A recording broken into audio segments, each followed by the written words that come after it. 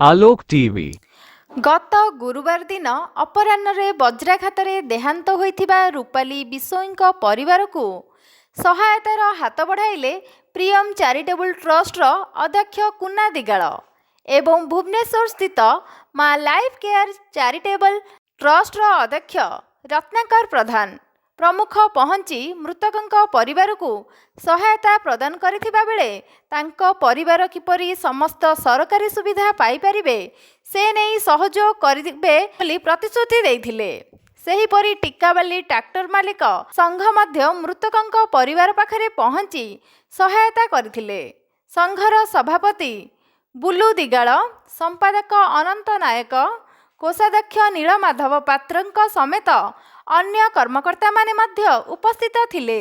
सूचना प्रकारे टिकाबाली आखंडलमणि साहिरे भड़ारे रहुथिबा बिंबाधर बिसोईଙ୍କ सान झियो रूपाली परिवार समस्त दायित्व नेउथिबा बेले तांकु हराई बिंबाधरଙ୍କ परिवार बेसहारा होई जाइछि कहिले अत्युक्ति हेब नाही।